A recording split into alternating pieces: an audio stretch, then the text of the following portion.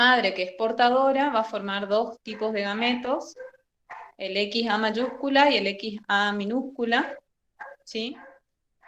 Y cuando el macho aporta los gametos, este va a ser un caso de un macho sano, en la progenie vamos a tener estas que son dominantes, las heterocigotas o portadoras, y un macho sano, normal, y otro enfermo.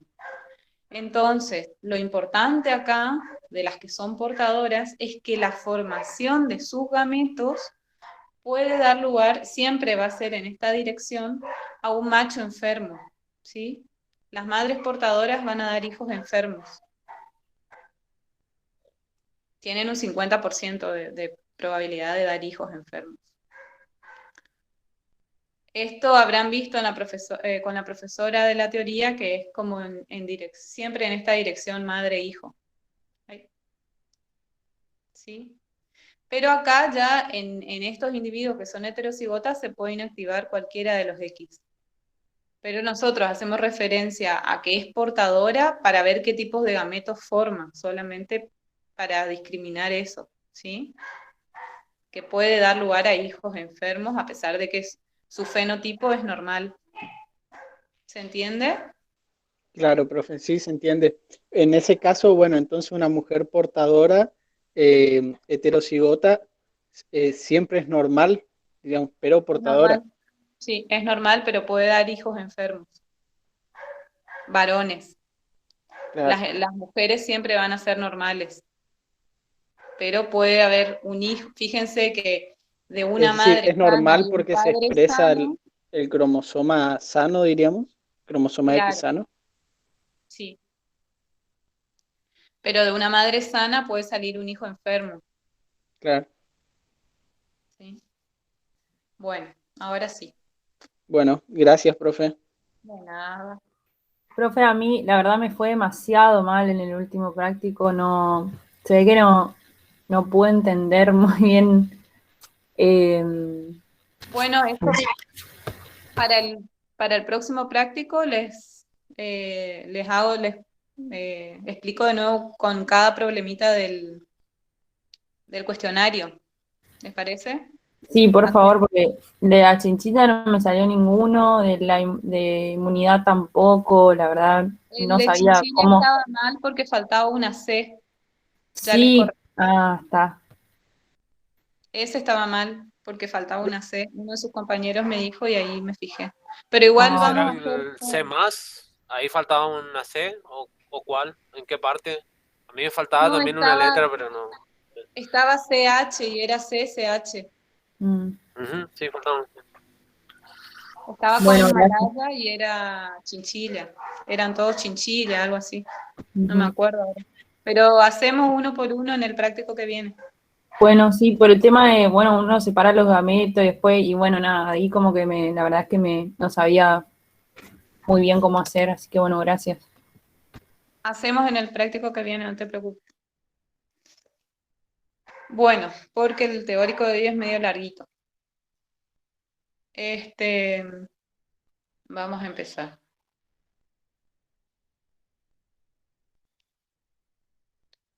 Bueno, hoy vamos a ver en la teoría ligamiento, recombinación y mapeo genético.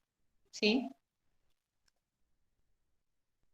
Para hacer un repaso primero, vamos a recordar el principio de la segregación independiente que propuso Mendel y que él vio que cuando tenía en cuenta dos caracteres, como el color de la semilla y la textura, cuando él cruzaba, por ejemplo, semillas lisas amarillas por semillas rugosas verdes, obtenía una F1 de semillas lisas amarillas, uniforme,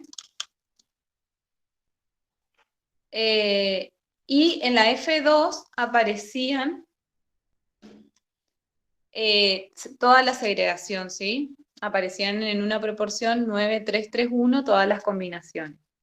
Lisas amarillas, lisas verdes, rugosas amarillas y rugosas verdes. ¿Sí? Siempre en una proporción 9:3:1. Entonces, el alelo que codifica para el color, amarillo o verde, va a segregar de manera independiente del alelo que codifica para la forma o para la textura de la semilla, ¿sí? Y va a producir una relación 9331 en la F2.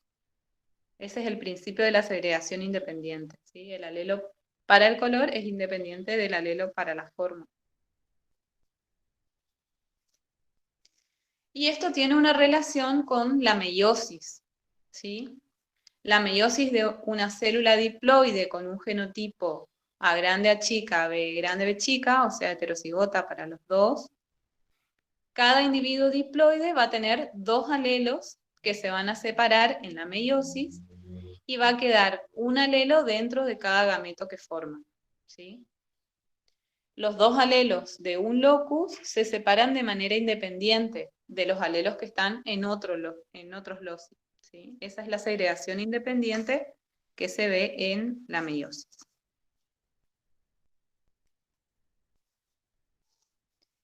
La segregación independiente produce la recombinación, es decir, la redistribución de los alelos en nuevas combinaciones. Si nosotros tenemos unos parentales que tienen para los dos alelos dominantes y otros que son para los dos alelos recesivos, van a formar dos tipos de gameto. Uno, el que posee todo dominante, va a formar el alelo con los dos alelos dominantes y el otro con los dos alelos recesivos. Cuando estos alelos se fecundan, van a producir una F1 heterocigota. Y esta F1 heterocigota, a su vez, va a producir 4 tipos de alelos, ¿sí? De gametos, perdón. Unos gametos van a ser iguales a las combinaciones originales, ¿sí? Van a ser igual que los gametos que producían los parentales, y esos se llaman gametos no recombinantes. Y otros gametos, por la recombinación, van a formar gametos recombinantes, ¿sí? Que van a tener un alelo dominante y el otro recesivo. Esos van a ser los gametos recombinantes. Entonces, en virtud de la recombinación, los gametos van a tener nuevas combinaciones de alelos, diferentes a las combinaciones que estaban presentes en sus padres. Bien. Todos los caracteres que estudió Mendel se cumplía esa proporción de 9331. Pero en 1905, Bateson, Saunders y Punnett descubrieron la primera evidencia de una existencia de la desviación de esas proporciones.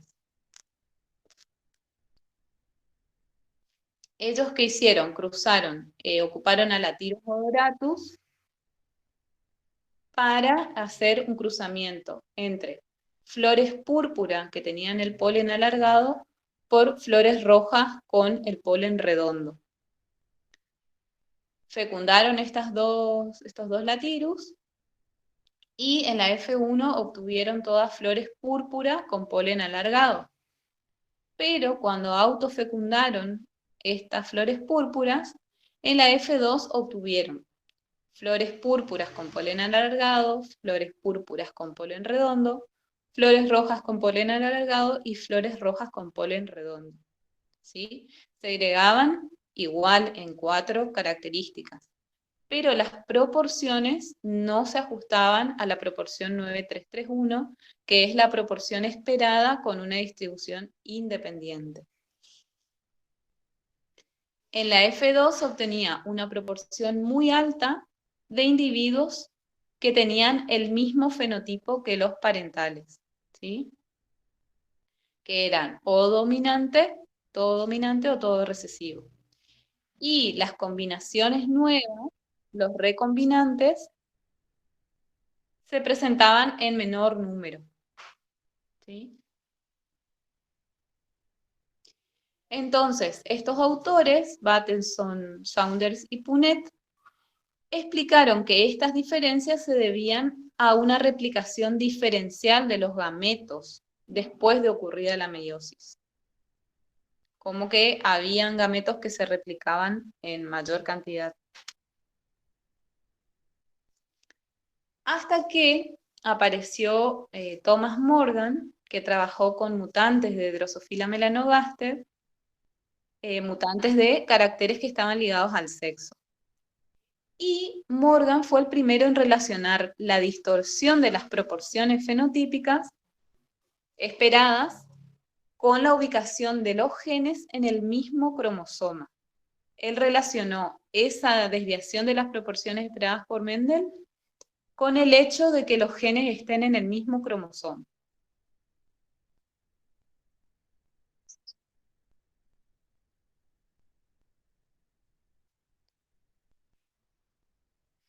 Entonces, Morgan halló que cuando se cruzaban hembras heterocigotas para características ligadas al sexo, porque él estudió esas características, con machos salvajes, quiere decir dominantes, la descendencia presentaba los 4 fenotipos posibles, pero desviados de las proporciones mendelianas.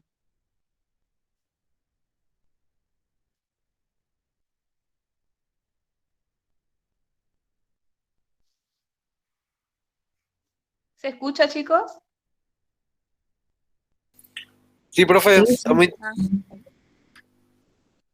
Bueno, entonces acá surge la teoría cromosómica de la herencia, que fue propuesta por Sutton y Boveri en 1903. ¿Qué proponía la teoría cromosómica de la herencia? Que los genes estaban en los cromosomas, que el número de cromosomas en la mayoría de los organismos es limitado, que hay más genes que cromosomas y por lo tanto algunos genes van a estar presentes en el mismo cromosoma, que los genes se ubican juntos en el mismo cromosoma y se denominan ligados, y pertenecen al mismo grupo de ligamiento. Los que están en el mismo cromosoma pertenecen al mismo grupo de ligamiento, ¿sí? Y que los genes ligados se trasladan juntos durante la meiosis, por lo tanto van a ligar al mismo destino, al mismo gamete. Siempre van a ir juntos. Entonces, los genes que están contenidos en un mismo cromosoma pueden segregar de manera independiente. ¿Qué les parece? Si están en el mismo cromosoma, casi siempre van juntos.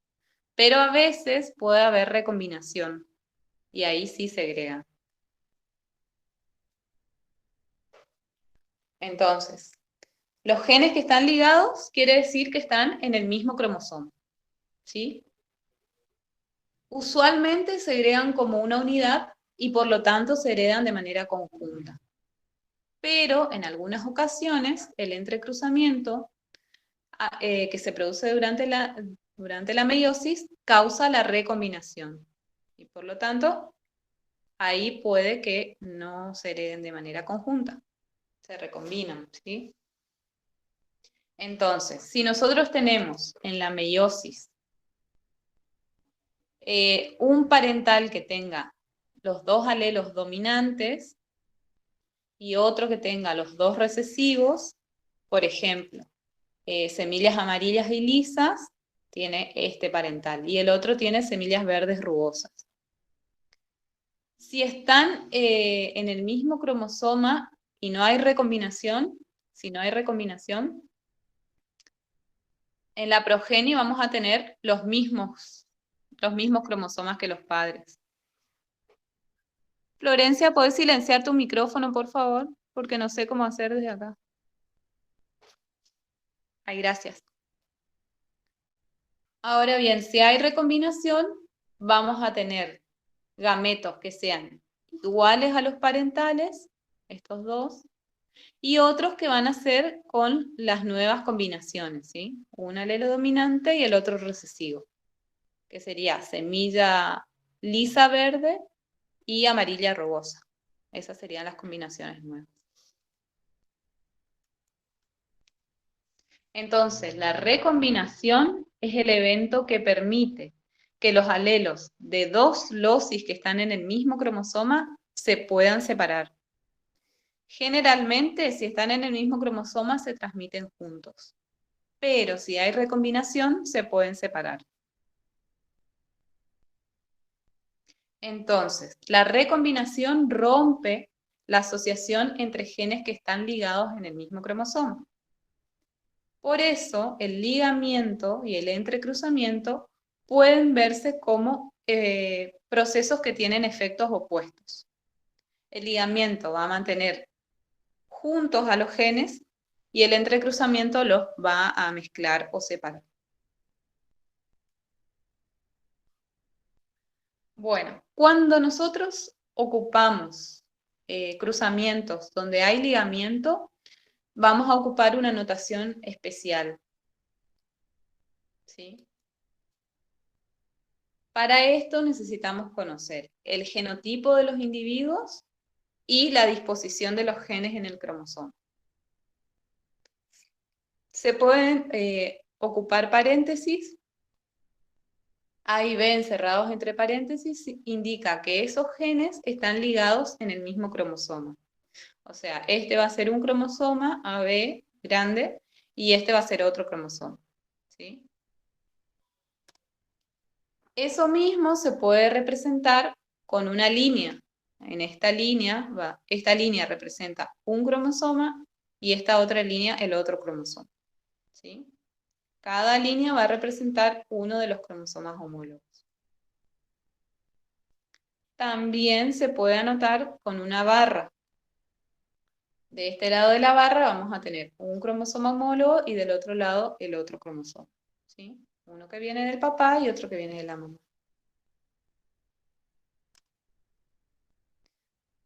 Bueno, el ligamiento puede ser completo o puede ser parcial. Cuando hay ligamiento completo, nosotros vamos a tener en un cromosoma homólogo AB grande y en el otro AB chiquita, ¿sí? Y los gametos que van a producir van a ser solo de dos tipos. Uno AB grande y otro AB chiquita, ¿sí? No hay recombinación.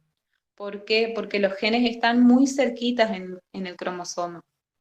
Entonces no se pueden recombinar.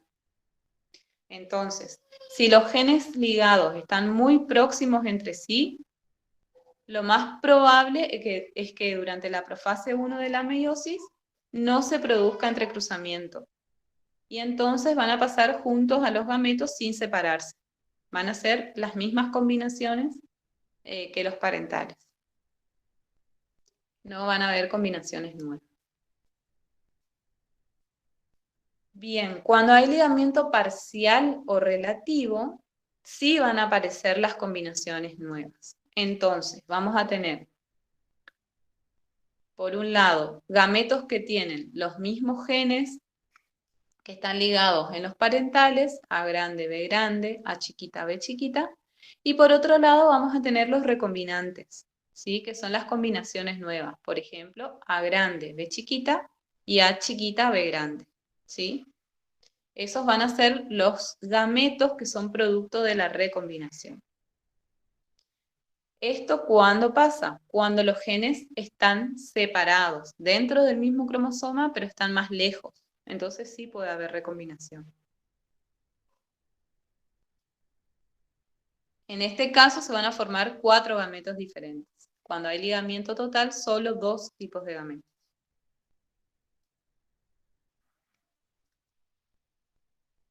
Bueno, ¿qué relación hay entre la segregación independiente, el ligamiento y el entrecruzamiento?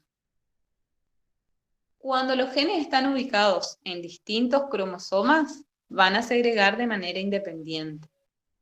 Se van a combinar al azar cuando se forman los gametos y entonces el individuo heterocigota para 2 características va a producir 4 tipos de gametos. 2 van a ser iguales a los parentales o no recombinantes y 2 van a ser combinaciones nuevas, recombinantes. Y las proporciones van a ser iguales, ¿sí? 1 de cada tipo. Cuando hay genes completamente ligados, que están en el mismo cromosoma y que están muy cerquita, no puede haber entrecruzamiento. Entonces, el individuo heterocigota, para dos genes que están estrechamente ligados, solamente va a producir gametos no recombinantes. Solo dos tipos de gametos, ¿sí? Pero van a ser no recombinantes, van a ser iguales a los parentales. Y cuando hay ligamiento incompleto, los genes van a estar ligados, o sea que van a estar en el mismo cromosoma, no se va a producir la segregación independiente, como cuando están en distintos cromosomas, pero igual pueden haber entrecruzamientos ocasionales que van a romper el ligamiento y van a permitir que los genes se recombinen. Entonces acá el individuo heterocigota también va a producir 4 tipos de gametos, 2 recombinantes y 2 no recombinantes, igual que cuando hay segregación independiente, pero los no recombinantes van a ser más frecuentes. O sea, va a haber mayor proporción de individuos que tengan la misma combinación parental que las combinaciones nuevas, ¿sí? ¿Por qué? Porque el entrecruzamiento no va a ocurrir en todos los procesos de la meiosis, ¿sí? Va a ocurrir ocasionalmente.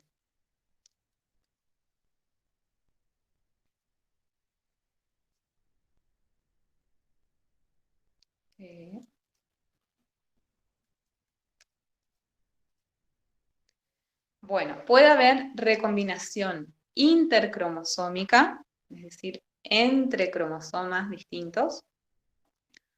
Es decir, que va a ocurrir entre genes que se encuentran en cromosomas diferentes, como consecuencia de la segregación al azar de los cromosomas durante la anafase 1 de la meiosis, ¿sí?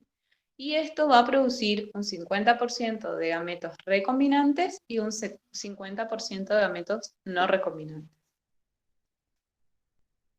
Pero también puede haber recombinación intracromosómica, cuando el ligamiento es parcial. Entonces va a ocurrir entre genes que están en el mismo cromosoma, como consecuencia del entrecruzamiento, en la profase 1 de la meiosis, pero va a producir menos del 50% de gametos recombinantes. Esto ocurre cuando los genes están en el mismo cromosoma, pero alejados. Entonces, van a segregar en forma independiente, como si estuvieran en distintos cromosomas, pero van a producir menos del 50% de gametos recombinantes.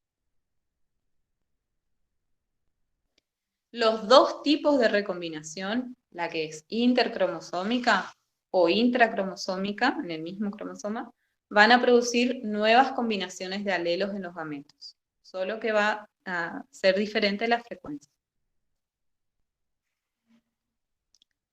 Bueno, ¿y cómo sabemos si hay ligamiento o no? Lo que se hace es un cruzamiento de prueba, que eso va a revelar cuál es el efecto del ligamiento. Cuando el ligamiento es completo, solo se va a producir progenie no recombinante. Es decir, que nosotros sí tenemos, por ejemplo, una planta con hojas normales, alta, cruzamos con otra planta con hojas moteadas, enana, va a producir los gametos, que van a ser no recombinantes. Entonces, esta que es heterocigota va a producir 2 tipos de gametos, ¿sí? Uno que está en este cromosoma y otro que está en este cromosoma. Y esta va a producir un solo tipo de gametos. Al fecundarse estas plantas, van a producir la mitad de plantas con hojas normales y altas, y la mitad de plantas van a ser con hojas moteadas y enanas. Entonces, fíjense que los fenotipos van a ser igual que los parentales. Esto es cuando los genes están completamente ligados y no hay entrecruzamiento, o sea que están muy cerquitos. Cuando hay distribución independiente, o sea que están en cromosomas separados, las proporciones, una mitad de la progenie va a ser recombinante y la otra mitad no, ¿sí?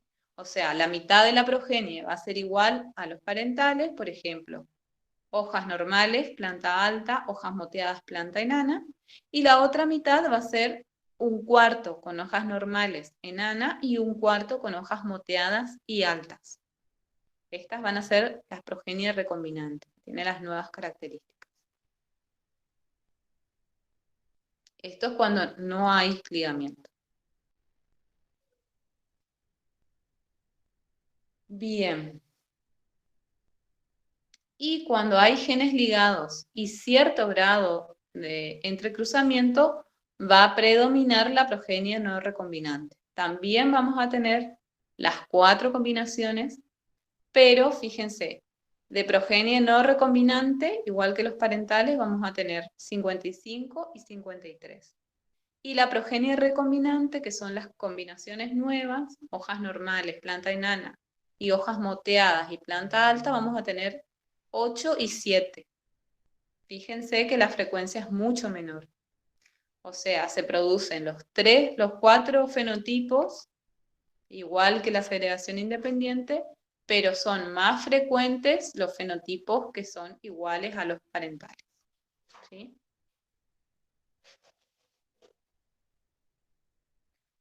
Bueno, dijimos que que la representación de los genes cuando están ligados se representa, por ejemplo, entre paréntesis o separado por una barra o con estas líneas. Si nosotros representamos con estas líneas, esta línea va a ser un cromosoma homólogo que lleva los alelos A mayúscula y B mayúscula, y esta otra línea va a ser otro cromosoma homólogo que lleva los alelos A minúscula y B minúscula. ¿Sí?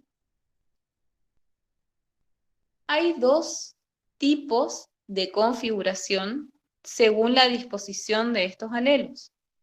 Si nosotros en un cromosoma tenemos los 2 dominantes y en el otro los 2 recesivos, la configuración se llama enacoplamiento o cis. Configuración en acoplamiento o cis es cuando los 2 alelos dominantes están en un cromosoma y los otros 2 están en el otro cromosoma. ¿Sí?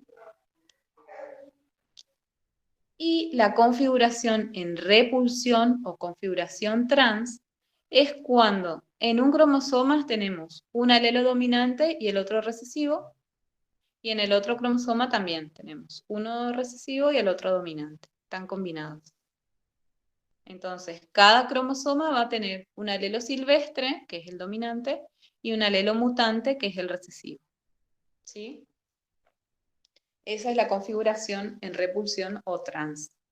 Y esto es muy importante saber porque cuando nosotros hacemos un cruzamiento de genes ligados, siempre vamos a tener en mayor frecuencia la combinación parental. Pero la configuración parental no siempre va a ser esta, puede ser esta. ¿Sí? Fíjense acá, por ejemplo. Hacia la izquierda tenemos la configuración de genes ligados en acoplamiento. Hacemos el cruzamiento prueba de un individuo heterocigota por un recesivo. Bien, vamos a tener en cuenta 2 caracteres. En este caso va a ser, esta es una mosca, la mosca azul australiana, Lucilia cuprina. Y vamos a estudiar acá 2 genes que determinan el color del tórax y del pupario. Esta mosca tiene tórax verde y el pupario que produce es pardo. Y vamos a cruzar por otra que tiene el tórax púrpura y el pupario que produce es negro. ¿Sí? Entonces, cruzamos esta heterocigota por esta recesiva. Fíjense que acá dijimos que es en acoplamiento, la fase en acoplamiento es que en un cromosoma van a estar los 2 silvestres o dominantes. Cuando tienen este signo más acá, es lo mismo que poner acá las 2 mayúsculas. ¿Sí? Ese es el silvestre. Y el recesivo es el mutante. Bueno, acá está en acoplamiento entonces. En un cromosoma vamos a tener los 2 silvestres y en el otro los 2 mutantes. Cuando se forman los gametos, vamos a tener una mayor proporción de gametos no recombinantes, es decir, los silvestres y los mutantes, y otra proporción de gametos recombinantes, que van a tener un alelo silvestre y otro mutante, y acá un alelo mutante y otro silvestre. Y bueno, como es un cruzamiento prueba, el doble recesivo solo va a producir un tipo de gametos. Acá, en la fecundación, vamos a tener, en la progenie vamos a tener 40 de tórax verde con pupario pardo y 40 de tórax púrpura con pupario negro. Fíjense que son iguales a los parentales. Y vamos a tener 10 con tórax verde y pupario negro, una combinación nueva, y 10 con tórax púrpura y pupario pardo, otra combinación nueva. Estos son los recombinantes, ¿sí? Bueno, esto es cuando está en acoplamiento. Ahora, si nosotros tenemos un individuo heterocigota con tórax verde y pupario pardo, igual que acá, pero con la configuración en repulsión o trans, es decir, que en un cromosoma tenemos el silvestre y el mutante, y en el otro el mutante y el silvestre, hacemos el cruzamiento prueba, y en la progenie, fíjense cómo cambia. Vamos a tener 40 con tórax verde y pupario negro, 40 con tórax púrpura y pupario pardo, y 10 con tórax verde, pupario pardo, y 10 con tórax púrpura y pupario negro, ¿sí? La progenie no recombinante va a ser esta, va a ser distinta de la que tenemos acá. Por eso es importante saber cómo es la configuración de los cromosomas. Porque dependiendo ahí de cómo recombinen o no, vamos a tener distintos los fenotipos. Entonces, los fenotipos de la descendencia son los mismos, pero lo que va a diferir son las proporciones. Y eso va a depender de si los alelos se encuentran en acoplamiento o en repulsión. La disposición de los alelos del progenitor heterocigota va a determinar cuáles son los fenotipos que están en mayor frecuencia, ¿sí? Fíjense que el fenotipo es el mismo, pero la configuración es distinta. Y eso va a determinar cuáles son las proporciones en la progenie.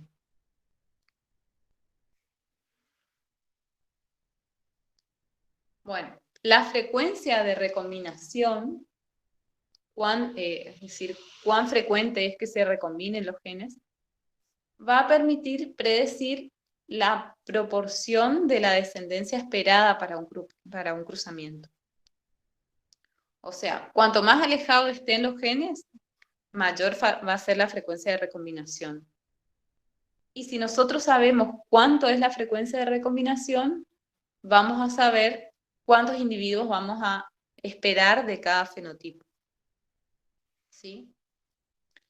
Fíjense acá. Hacemos un cruzamiento prueba de un individuo heterocigota.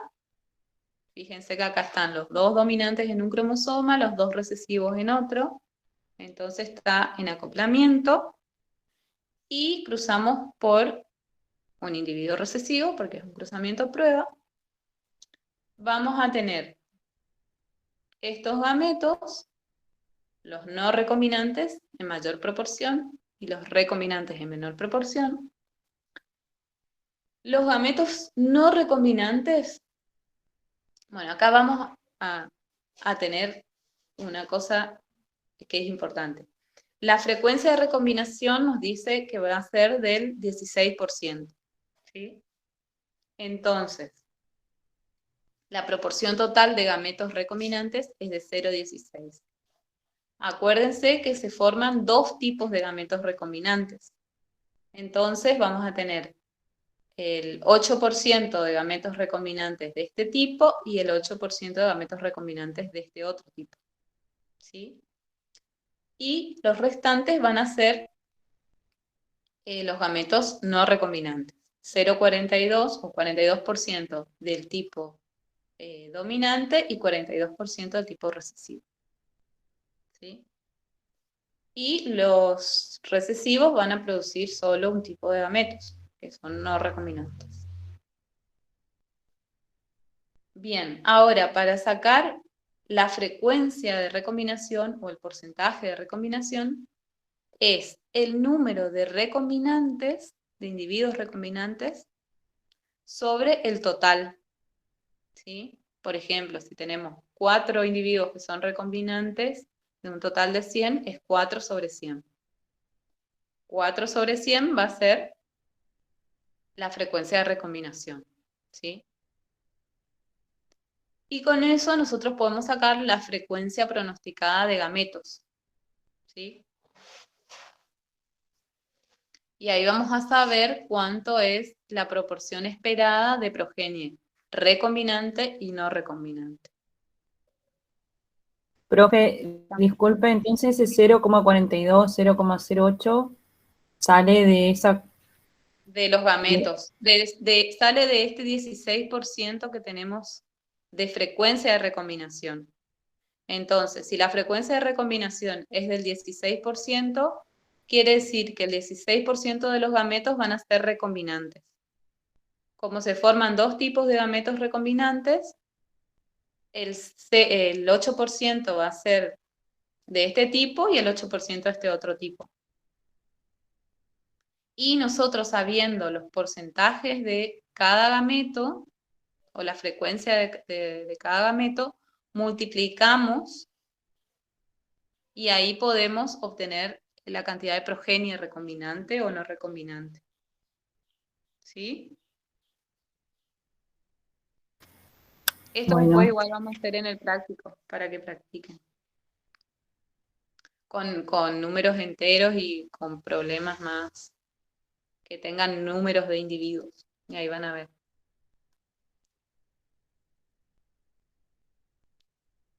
Bueno. ¿Es independiente entonces la herencia de los alelos de un locus de la herencia de los alelos de otro locus? Para eso se hace la prueba de independencia, ¿sí? Que es la prueba para ver si hay segregación independiente. Que eso lo hacemos mediante un chi cuadrado, ¿sí? Como hicimos en los prácticos. Entonces, con la prueba de chi cuadrado de independencia, podemos determinar si los genes de dos loci se segregan de manera independiente o no. ¿Cómo se hace esto? Primero vamos a hacer un cruzamiento prueba, ¿sí? El cruzamiento prueba lo hacemos entre un individuo heterocigota con uno completamente recesivo para los dos caracteres. Hacemos un tablero de Punnett, formamos los gametos de cada individuo y obtenemos el total de individuos con cada genotipo, ¿sí? Entonces, de este genotipo tenemos 63 individuos, de este otro 28, de este otro 33 y de este último 77. Si nosotros tuviéramos una segregación independiente, vamos a esperar, en este caso, como es un cruzamiento de un heterocigota por un recesivo, esperamos siempre una segregación 1-1-1-1, ¿sí? Entonces, dividimos, sumamos el total de individuos y dividimos, el total es 201, vamos a dividir por 4. Y ese va a ser el número esperado, ¿sí? Entonces, después hallamos el chi cuadrado, que va a ser el observado menos el esperado sobre el esperado al cuadrado, y tenemos nuestro número de chi cuadrado, después de sumar los 4 números, tenemos nuestro chi cuadrado que nos da un número de 30,73, que es muy alto. Si ustedes van a la tabla y comparan, en este caso sería para 3 grados de libertad, este número es muy alto. Entonces se rechaza la hipótesis nula de que hay segregación independiente. ¿Sí? Entonces, si no hay segregación independiente, una de las causas puede ser de que los genes estén ligados. Bueno, también hay pruebas citológicas que prueban el ligamiento y el entrecruzamiento. Por ejemplo, Jensen describió que hay quiasmas entre cromosomas homólogos, ¿sí? Un par de cromosomas en sinapsis está formado por 4 cromátides. Bueno, 4 cromátides forman una tétrada. Cada tétrada generalmente presenta por lo menos un quiasma en algún punto de su longitud. En una especie dada, cada tipo de cromosoma tiene siempre un número característico, un número promedio de quiasmas. Y la frecuencia con que se produce un quiasma entre 2 loci también es característico y tiene una probabilidad promedio. Estas probabilidades son útiles para predecir las proporciones esperadas de gametos del tipo parental y del tipo recombinante. O sea que siempre tenemos un número característico de quiasmas, ¿sí? O sea, con eso podemos decir que siempre hay una frecuencia de recombinación característica.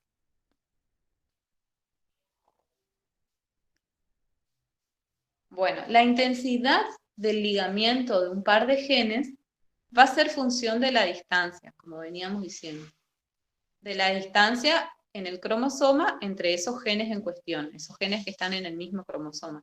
Esto fue lo que propuso Morgan, ¿sí?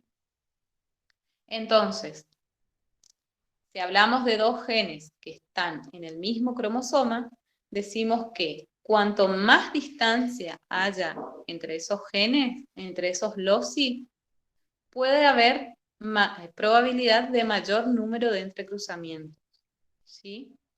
Y si hay más entrecruzamientos, va a haber más recombinación.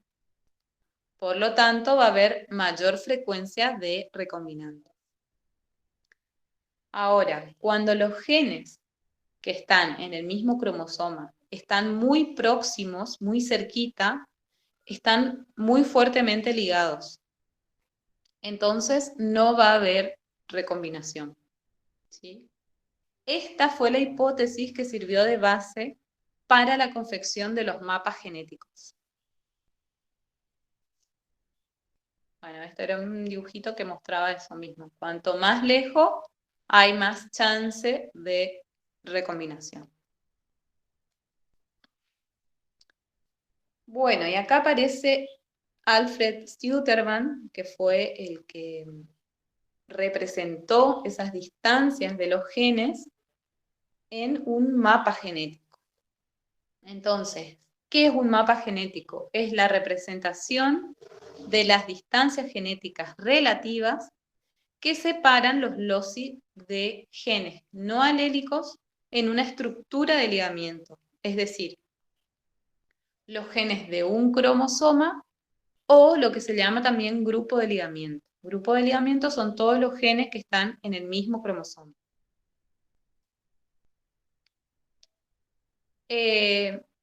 Alfred Stutterman fue un estudiante de Morgan que tomó los datos que estudió Morgan sobre genes ligados al X, realizó el primer mapa genético. Esto sentó las bases para la cartografía genética. Él también fue quien asignó el lugar cromosómico a un gen, ¿sí? El locus. Estableció el orden lineal de los loci sobre un cromosoma y también estableció la unidad de mapa como el 1% de recombinación. Es decir que cuando nosotros hablamos de mapas genéticos, las distancias entre los genes se expresan en unidades de mapa. Y una unidad de mapa equivale al 1% de recombinación. Entonces, ¿cómo se hace un mapa sabiendo las frecuencias de recombinación? Fíjense que, bueno, en este caso tenemos un gen que es el I, otro que es el W o white, este es yellow, white y el de alas miniatura. esta es la disposición que tienen en el cromosoma, ¿sí? Bien. Fíjense que estos que están más cerquita tienen menor porcentaje de recombinación que estos dos que están más lejos, ¿sí? Y estos dos, entre W y M, hay una distancia menor que entre I y M, ¿sí? Bien. Las frecuencias de recombinación constituyen un medio para determinar el orden de los genes en el cromosoma. O sea, nosotros sabiendo la frecuencia de recombinación podemos decir cuál es el gen que va en el medio y cuál es la distancia de los otros dos. ¿Sí? La distancia relativa, porque es a partir de la frecuencia de recombinación. Los mapas de cromosomas que se calculan sobre la base de la recombinación, que es esto, se denominan mapas genéticos, ¿sí? Porque son, en los mapas genéticos las distancias son relativas, porque son en base a la frecuencia de recombinación. Bien.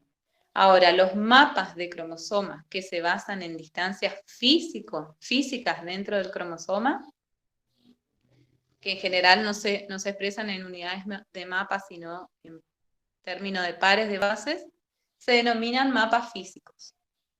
Entonces, los mapas físicos sí tienen distancias físicas dentro del cromosoma, que son tantos pares de base. En cambio, los mapas genéticos se basan en unidades de mapa, porque se mide la distancia en base a la frecuencia de recombinación. Cuanto mayor sea la frecuencia de recombinación, significa que los genes están más lejos. Y cuanto menos recombinación haya, es porque están más cerca. Bueno, entonces, las distancias en los mapas genéticos dijimos que se miden en unidades de mapa. Una unidad de mapa equivale al 1% de recombinación. También las unidades de mapa se llaman centimorgan. Y 100 centimorgan equivalen a 1 morgan. Las distancias genéticas que se miden a partir de las tasas de recombinación son casi aditivas. Ahora vamos a ver por qué casi. Bueno, acá lo más importante de la clase, ¿cómo construimos un mapa genético? El método convencional que se usa se llama prueba de 3 puntos. ¿Por qué? Porque se consideran 3 genes. Y vamos a tener 3 consideraciones. Primero, el organismo debe ser heterocigota para todos los genes en consideración. Segundo, el cruzamiento se debe plantear de tal forma que todas las recombinaciones se puedan distinguir fenotípicamente. Esto lo hacemos, esto sucede cuando hacemos un cruzamiento prueba. Cuando nosotros cruzamos por un recesivo, en el fenotipo se expresa todo lo que está en el otro parental. Y tercero, el número de descendientes a analizar debe estar acorde con la resolución del mapa que deseo obtener. ¿Sí? Bien. Entonces dijimos que se estudian por lo menos 3 pares de alelos, 3 genes. Se obtienen las frecuencias de recombinación de esos 3 genes. Por ejemplo, tenemos el gen A, el gen B y el gen C. ¿Sí? La frecuencia de recombinación entre A y B es del 12%. La frecuencia de recombinación entre B y C es del 7%. La frecuencia de recombinación entre A y C es del 5%. ¿Sí? El 1% de recombinación es igual a 1 centimol. Bueno, con estos porcentajes, ¿cómo podemos saber el orden de los genes? Las distancias tienen que ser aditivas y consistentes entre sí. Bueno, vamos a ver, vamos a considerar las 3 ordenaciones posibles, que vayan los 3, cualquiera de los 3 en el medio. Fíjense. Si nosotros decimos que el gen A es el que está en el medio, fíjense, entre A y B hay un 12% de recombinación. Entre A y C hay un 5% de recombinación. Y entre B y C hay un 7% de recombinación. Si nosotros decimos que A está en el medio, entre B y C, si decimos que son casi aditivas, tendría que haber aproximadamente una distancia de 17. Pero hay una distancia de 7. Entonces, A no está en el medio. ¿Mm? Ahora probamos si está B en el medio. A ver, la frecuencia de recombinación entre A y B es de 12, entre B y C es de 7, entonces entre A y C tendría que ser de 19, pero entre A y C hay solo 5. Entonces tampoco B es el que está en el medio. Ahora probamos con C. Entre A y B hay una frecuencia de recombinación de 12, ¿sí? Entre A y C, 5. Y entre C y B, 7. Entonces, si C está en el medio, la distancia entre A y B tiene que ser igual a la suma de 7 más 5, que es 12. Y ahí sí me da. Entonces, el que está en el medio es C. El orden va a ser A, C y B. ¿Se entiende? ¿Se entiende o no, chicos? Porque esto es re importante que entiendan. Sí, hay que practicar nomás, pero la idea se entiende, profe. Bueno, muy bien. Ya vamos a practicar. Es por la distancia, por la frecuencia de recombinación y un poco por lógica. Si nosotros ponemos B en el medio, la distancia entre A y C tiene que ser igual a la distancia de A más B, de A a B más B más C. Sería 19. Y acá, en cambio, la distancia entre A y C nos dice que es de 5. Entonces no puede ser. Vamos haciendo por lógica, digamos. Entonces, concluimos que C es el que está en el medio, ¿sí? Entonces, nos quedaría este orden, A, C y B. ¿Sí? Pero las distancias las distancias de mapa no son completamente aditivas. La mejor estima de la distancia es la suma de la frecuencia de recombinación de A y C más la frecuencia de recombinación de C y B. ¿Sí? Entonces, si entre A y C tenemos, por ejemplo, 5,9 y entre C y B tenemos 19,5, eso sumaría 25,4. ¿Sí? Pero en el experimento de 2 puntos, la distancia me da 23,7. Esto porque no es completamente aditiva la distancia. La relación entre la distancia real de mapa y la frecuencia de recombinación entre dos marcadores no es lineal. Y cuanto más lejos están los marcadores, peor es la estima. ¿Por qué pasa esto? ¿Por qué las distancias no son siempre aditivas? Todo esto se debe a que hay entrecruzamientos dobles. Entonces, si nosotros tenemos un entrecruzamiento simple, el entrecruzamiento simple va a intercambiar los alelos presentes. Los alelos presentes en los parentales los va a intercambiar, ¿sí? En los cromosomas homólogos. Y si hay un segundo entrecruzamiento, va a revertir el efecto del primero. Entonces va a restaurar la combinación original de los alelos que se heredan de los progenitores. Entonces, un entrecruzamiento doble de 2 hebras entre 2 genes ligados produce solo gametos no recombinantes, a pesar de que ciertas partes de los cromosomas se hayan recombinados. ¿Sí? Nos puede revertir. Fíjense que acá hubo un entrecruzamiento, este cromosoma cambió, pero estos alelos están iguales que las combinaciones parentales. Aunque acá hubo un entrecruzamiento, como hubo un doble crossing over, solamente un segmentito se cambió. Entonces, entre 3 loci ligados pueden producirse 3 tipos de entrecruzamiento. Entrecruzamiento simple entre A y B, ¿sí? Vamos a tener estas combinaciones en los gametos.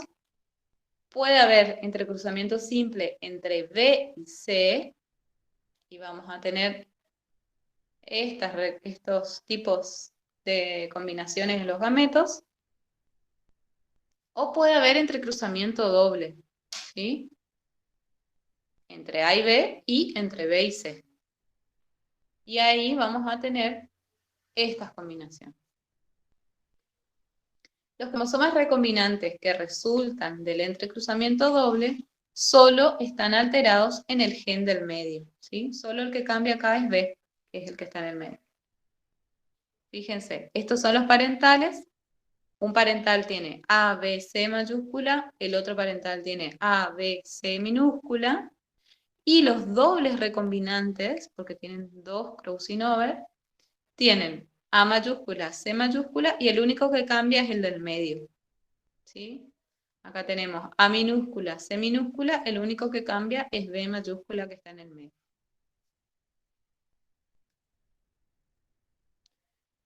Entonces, acá tenemos un ejemplo en Drosophila melanogaster, donde se realiza el mapeo de 3 genes, ¿sí? Y para realizar el mapeo de estos genes, primero hay que determinar el orden en el que se ubican en el cromosoma y las distancias que hay entre ellos, ¿sí? Los 3 genes son el color de ojos, tenemos el silvestre tiene ojos rojos y el mutante ojos escarlata. El color del cuerpo, el silvestre tiene cuerpo gris y el mutante cuerpo negro. Y la forma de las cerdas. El silvestre tiene cerdas normales y el mutante tiene cerdas pequeñas. Entonces, ¿cómo hacemos para construir un mapa genético? Primero, hacemos un cruzamiento de prueba entre una hembra silvestre, pero tiene que ser heterocigota, por un macho que va a ser todo mutante, ¿sí? Entonces, la hembra silvestre va a ser de ojos rojos, cuerpo gris y cerdas normales. Y el macho mutante va a ser ojos escarlata, cuerpo negro y cerdas pequeñas, ¿sí? Ese es el cruzamiento prueba. ¿Para qué hacemos el cruzamiento prueba? Para que segreguen todas las combinaciones posibles entre este heterocigota y el recesivo. Acá tenemos todas las combinaciones posibles. Entonces, vamos a tener del tipo silvestre 283 individuos, del tipo mutante 278. No sé si llegan a ver bien los números, pero siempre los que son no recombinantes van a estar en mayor frecuencia. Acá tenemos 283 y 278. Y los que van a estar en menor frecuencia de todos van a ser los dobles recombinantes. ¿Por qué? Porque hay menor probabilidad de que ocurran 2 crossing over que de que ocurra uno solo. Entonces, estos que tienen 5 y 3 son los dobles recombinantes. Y estos que tienen frecuencias intermedias, 50, 52, 43 y 41, son los que tienen un solo crossing over, un solo entrecruzamiento. Entonces, primero lo que hacemos es identificar los tipos de progenie no recombinantes, los parentales, que van a ser los que están en mayor frecuencia, ¿sí? Estos de acá son del tipo silvestre y del tipo mutante. Después tenemos que identificar la progenie que tiene el doble entrecruzamiento, ¿sí? Que son los de menor frecuencia. Y después, ay, no sé si me escuchan porque justo está pasando el vendedor. ¿Se escucha igual, chicos? Sí, se escucha, profe. Bueno, después tenemos que determinar la frecuencia de recombinación entre los loci, que eso va a ser la distancia que hay entre los loci para hacer el mapa. Para esto, ¿cómo hacemos? Sumamos las cifras de la progenie que posee un cromosoma con un entrecruzamiento entre los loci. Por ejemplo, acá tenemos ST más, SS y E. Este más es el silvestre, es distinto de los otros dos. Entonces acá hay un entrecruzamiento simple en el color de ojos. En color de ojos. En el otro, fíjense, en el otro cromosoma tenemos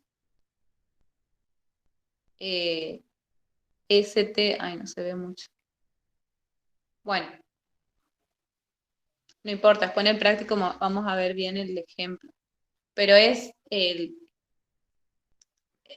un gen que está distinto de los otros dos. Por ejemplo, si acá tengo más, en este tengo sin el signo. O si tengo mayúscula, en este minúscula, en uno solo. Ahí es porque hubo un solo crossing over. Bueno, entonces tenemos que sumar las cifras de la progenie que tiene un solo entrecruzamiento, le sumamos los dos dobles entrecruzamientos, porque en el doble entrecruzamiento también tenemos un crossing over en ese lugar. Entonces le tenemos que sumar. Y después dividimos el resultado por el total de la progenie y lo multiplicamos por 100. Entonces, acá vemos en el ejemplo, para hallar la frecuencia de recombinación entre ST y SS, ST era ojos rojos y SS cerdas pequeñas, o sea, la forma de las cerdas y el color de ojos, hacemos los dos simples recombinantes entre el color de ojos y la forma de las cerdas, que va a ser 50 y 52. A eso le sumamos los dos dobles recombinantes, que son 5 y 3, y eso dividimos por el total de individuos, que se suma a todos estos, y nos da 755. ¿Sí? Eso multiplicamos por 100 y nos da una frecuencia de recombinación de 14,6. ¿Sí? Hacemos lo mismo con los otros genes, con el color, la forma de cerdas y el color del cuerpo, SS y E, y tenemos 43 entrecruzamientos simples entre SS y E, 41 que me va a producir el otro tipo, y sumamos los dos dobles recombinantes, eso dividimos por el total y nos da una frecuencia de 12,2. Y finalmente sumamos los dos simple entrecruzamiento entre, porque esta es la distancia entre ST y E. Entonces vamos a sumar los dos simples entrecruzamientos entre ST y S, que son 50 y 52, más los dos simples entrecruzamientos entre SS y E, que son 43 y 41, y eso dividimos por el total. ¿Sí? Y multiplicamos por 100.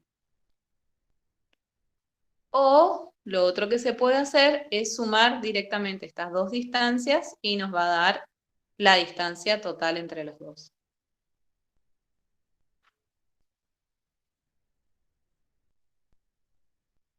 Entonces, después de eso, podemos determinar cuál es el gen que se encuentra en el medio.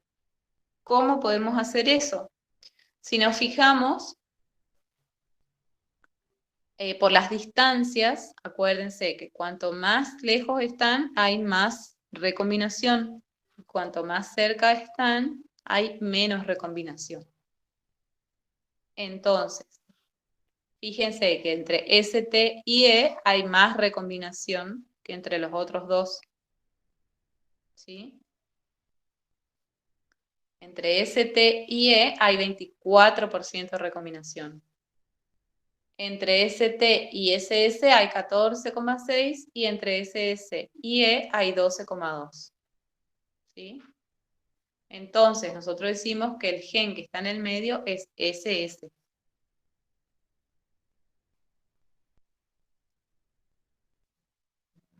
Esta diferencia de las distancias que tienen de 26,8 y 24,63 es por los dobles crossing over. Pero es relativa, es casi aditiva, digamos. Bueno, después hay otros coeficientes que se llaman de coincidencia o de interferencia, que lo que van a medir es si los entrecruzamientos son independientes entre sí.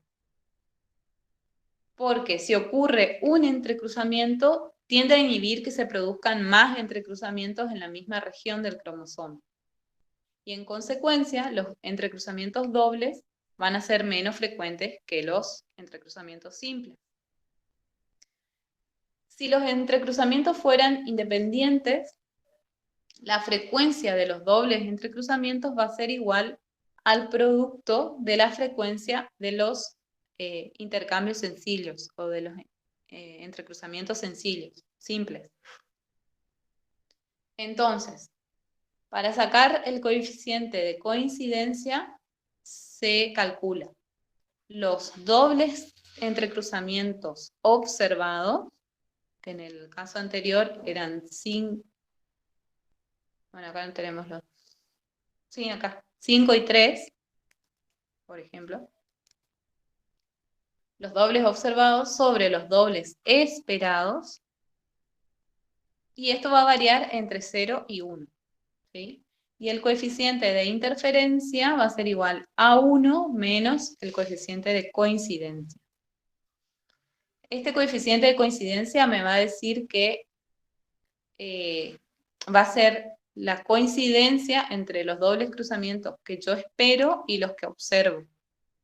Y los que no se cumplen van a ser porque hay interferencia. Acá tenemos, por ejemplo, con los datos del ejemplo anterior que les decía, los dobles observados son 5 más 3, ¿sí?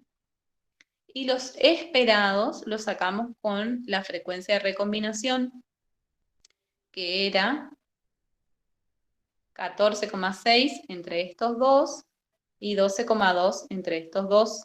Entre ST y SS 14,6 y entre SS y E 12,2.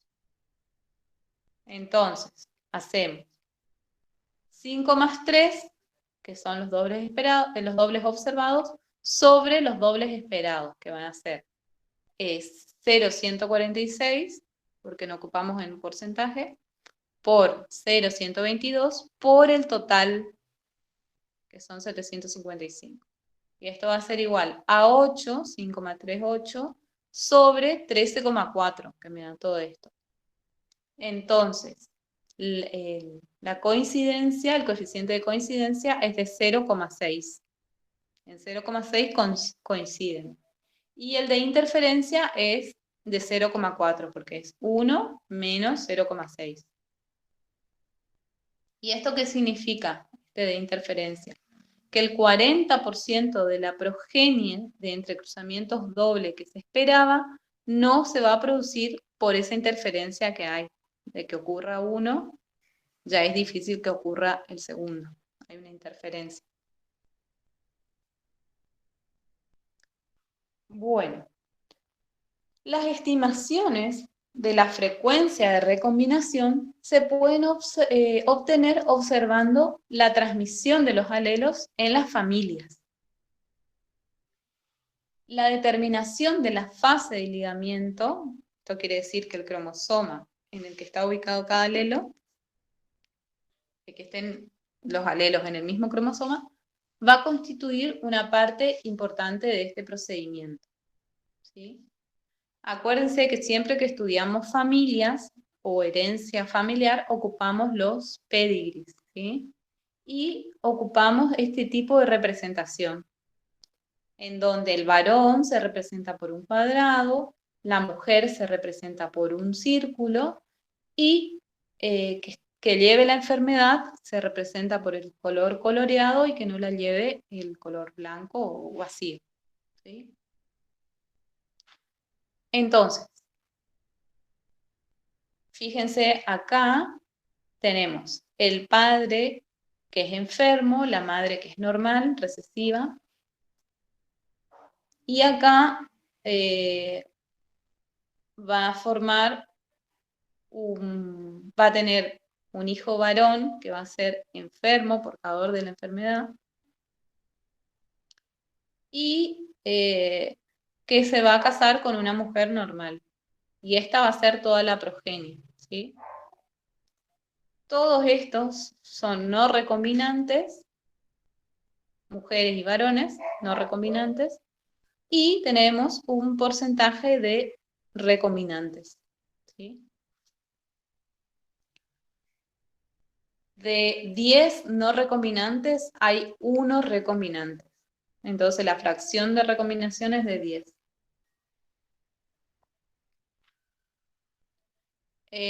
Bueno, entonces, la probabilidad estadística de que 2 loci estén separados por un número determinado de centimorgan se puede calcular por la probabilidad de ligamiento a una frecuencia de recombinación determinada sobre la probabilidad de ausencia de ligamiento. Y el logaritmo de este cociente se llama log.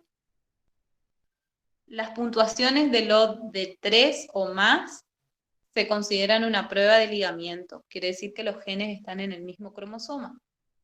Y las puntuaciones log inferiores a -,2 se consideran una prueba de que 2 locis no están ligados, es decir, de que no están en el mismo cromosoma.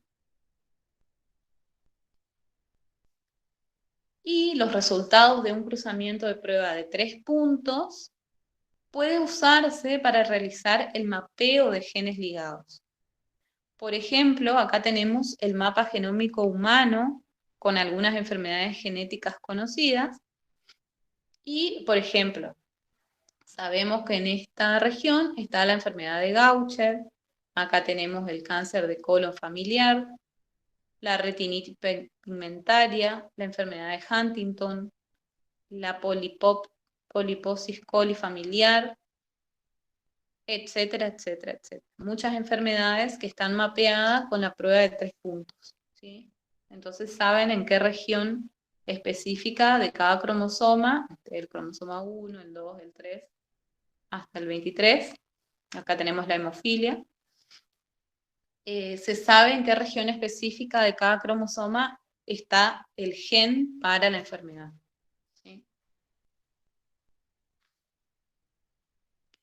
Bueno, ¿qué es un grupo de ligamentos? Entonces les había dicho, el conjunto de loci génicos que pueden ser colocados en un orden lineal que representa los diferentes grados de ligamiento entre genes implicados. El grupo de ligamentos son todos los genes que están en el mismo cromosoma, ¿sí? El número de grupos de ligamentos es igual al número de cromosomas, que constituyen el complemento haploide del individuo. Y la distancia entre los genes dentro de un grupo, entre todos los genes dentro de este grupo de ligamiento, se mide en unidades de mapa. Por ejemplo, acá tenemos los grupos de ligamiento de Drosophila melanogaster. Drosophila melanogaster tiene 4 pares de cromosomas, el cromosoma 1, el 2, el 3 y el 4. Cada uno de estas rayitas que ven acá son genes que están dentro del mismo cromosoma, ¿sí? Dentro del cromosoma 1, por ejemplo, tenemos cuerpo amarillo, cerdas en escamas, ojos blancos, ojos facetados, etcétera, etcétera. Todos estos genes que están en el cromosoma 1 forman un grupo de ligamiento. Todos estos genes que están en el cromosoma 2, como venas en retículo, alas perpendiculares, ojos grumosos, están en el cromosoma 2, forman un grupo de ligamiento. Entonces, el número de grupos de ligamiento va a ser igual al número haploide de cromosomas. ¿Sí? Para Drosophila, 4. Para nosotros, 23. Bueno, ¿qué es la sintenia? La sintenia, los genes o los caracteres sinténicos, son aquellos caracteres que tienen sus loci, en el mismo cromosoma, pero que no tienen que aparecer necesariamente como genes ligados. Si por estar suficientemente separados, su distancia genética es de 50 Morgan o más. O sea, si hay genes que están en el mismo cromosoma, pero a una distancia de más de 50 Morgan, se considera un grupo sinténico, ¿sí? En este caso, se prefiere utilizar el concepto de grupo sinténico a grupo de ligamiento. Grupo de ligamiento es cuando están en el mismo cromosoma, pero a menos de 50 Morgan. Si están a más de 50 Morgan, ya es grupo sinténico. Y las comparaciones de especies que son muy próximas ponen de manifiesto un alto grado de conservación de la sintenia y la colinealidad. En estos casos se puede predecir la localización aproximada de muchos genes a partir de datos de un sistema modelo o de un organismo que esté emparentado cercanamente, ¿sí? Siempre van a tener ese orden en el cromosoma. Por ejemplo, acá tenemos un grupo sinténico del arroz, el mijo. A ver, ¿dónde está el arroz? Bueno, este que está acá es la avena, más hacia afuera. Después tenemos el trigo, el maíz, el sorgo, la caña de azúcar, el mijo y el arroz. El arroz es del centro. Entonces, fíjense que acá todo esto es porque siguen el mismo orden estos genes. Son especies que son cercanas, no son la misma especie, pero siguen ese mismo orden en el cromosoma los genes. Y acá tenemos otro ejemplo que es el arroz, el trigo, el maíz y el trigo, ¿sí? Y también tienen esa disposición parecida en los genes. Por ejemplo, acá en esta posición está el gen de la altura, en esta posición la respuesta a la vernalización, acá tenemos el desgranado, la sensibilidad al fotoperíodo, ¿sí? Como son especies cercanas o especies modelos, ya podemos saber a qué altura localizamos el gen. Y a medida que las distancias filogenéticas entre las especies aumentan, cuanto más separadas están las especies, las comparaciones van revelando una pérdida de la sintenia. Es decir, que cuando las especies están más parentadas, cuando están tienen relaciones parentales más cercanas, van a tener un mayor grupo de sintenia, un mayor grado de sintenia. Y a medida que se van separando, se va perdiendo esa sintenia. Bien, existen distintos métodos para localizar genes y construir mapas, ¿sí? El chiste acá dice por qué hay diferencias con los humanos, porque desde 1913 se ha mapeado, el mapeo ha sido aplicado a una variedad de organismos. Cerca de 1000 genes se han mapeado en Escherichia coli, cerca de 300 en el tomate, 200 en el ratón y unos pocos cientos en los humanos. Aunque así... no leo bien lo que dice. Bueno, muy pocos en los humanos. Entonces, la mujer dice, ¿por qué esta diferencia entre los humanos? Y él le responde que es porque no nos han dejado hacer experimentos de cría. Bueno, entonces dijimos que hay muchas técnicas para poder localizar los genes y para construir mapas. Nosotros vimos hoy la prueba de 3 puntos, que es muy utilizada, pero también hay otras que son mucho más sofisticadas, como por ejemplo el pintado cromosómico, que se hace con distintas ondas que están marcadas. se construye la sonda, eso se hibrida sobre los cromosomas, y esa sonda se pega a una región característica del cromosoma. Entonces ahí podemos ubicar dónde está determinado gen, por ejemplo, ¿sí? Si es la sonda para el gen, no sé, del color de ojos, la pintamos de amarillo, hibridamos sobre un preparado de cromosomas y vemos que el amarillo se pega ahí, entonces ahí está el color de ojos, ¿sí? Entonces, la localización de genes consiste en situar lo más exactamente posible el locus de un determinado gen. En ocasiones, las técnicas utilizadas solo permiten conocer el cromosoma que lleva ese locus, la localización, y otras veces se lo sitúa con mayor exactitud sobre el cromosoma, tomando como referencia el centrómero u otros loci que ya fueron determinados previamente. Y así se van construyendo los mapas, ¿sí? Localizamos, por ejemplo, un gen y sobre ese otro cercano, y así vamos construyendo todo el mapa. La construcción de mapas se puede hacer por métodos genéticos exclusivamente, que son los mapas genéticos, o se puede acompañar por observaciones citológicas, que son los mapas cromosómicos. La fragmentación y secuenciación del ADN también permite construir los mapas físicos o de restricción, ¿sí? Que esos son mucho más exactos y que se expresan en pares de base, así que son mucho más exactos. Acá lo que ven en este preparado es una sonda telomérica en humanos, que no sé si van a llegar a ver, pero están pintaditos de anaranjado todos los telómeros de los cromosomas. Y en este otro hay otra sonda telomérica que es solamente para pintar el cromosoma 5 humano, que tienen acá,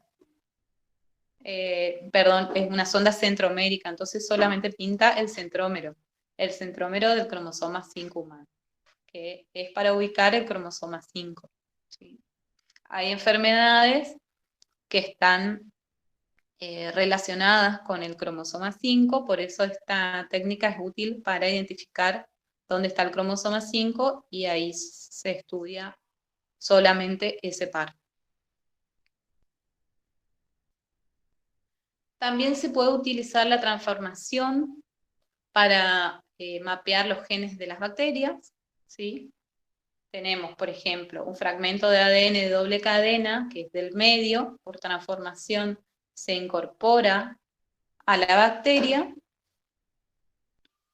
el fragmento de la cadena se aparea con el cromosoma bacteriano, se recombina, y el fragmento remanente de la cadena de ADN se degrada, y queda esta bacteria que incorporó el ADN del medio, queda transformada y la otra no transformada. Ahora, cuando la célula se replica y se divide, una de las células resultantes se transforma y la otra queda sin transformarse. La frecuencia de cotransformación es inversamente proporcional a la distancia que hay entre los genes. Si nosotros tenemos el ADN de una célula dadora fragmentado, esos fragmentos la célula receptora va a captar del medio por transformación, y podemos tener después transformantes que incorporan solo A, solo B, solo C o, por ejemplo, A más B. Entonces, después de ingresar a la célula, el ADN donante se incorpora al cromosoma bacteriano por entrecruzamiento. Y los genes que se encuentran próximos entre sí en el cromosoma van a tener mayor probabilidad de hallarse presente en el mismo fragmento de ADN y de recombinar juntos. Entonces, cuando ocurre que incorporan los dos, A y B, por ejemplo, es porque estaban más cerca en el cromosoma bacteriano. Y también hay una técnica que desarrollaron Hershey y Rothman para mapear los genes virales. ¿Sí? Entonces, una bacteria de Escherichia coli se infecta con 2 cepas diferentes del fago T2, luego el entrecruzamiento entre los cromosomas del virus produce una progenie recombinante. Algunos cromosomas del virus no se entrecruzan, por lo que también hay una progenie no recombinante. Y después tenemos el fago no recombinante, que va a producir placas grandes y difusas, el recombinante, que produce placas pequeñas y difusas, otro recombinante que produce placas grandes y claras, y el no recombinante que produce placas pequeñas y claras. Entonces, los fagos, estos fagos de la progenie, se colocan en placas sobre una mezcla de Escherichia coli, y eso va a permitir identificar los 4 genotipos de la progenie. Y el porcentaje de la progenie recombinante permite trazar el mapa de los mutantes. Entonces, la frecuencia de recombinación que hay entre los fagos indica que la distancia entre los genes de H y R es del 24%. También es por la frecuencia de recombinación. Bueno, y hasta ahí llegamos hoy, chicos. ¿Alguna pregunta?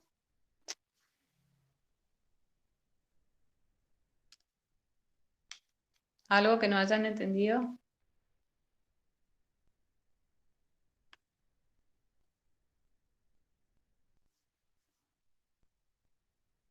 ¿No? ¿Todo bien? Este teórico igual va a estar subido al aula, así que si lo quieren ver y repasar antes del práctico, estaría bueno, porque entonces podemos hacer después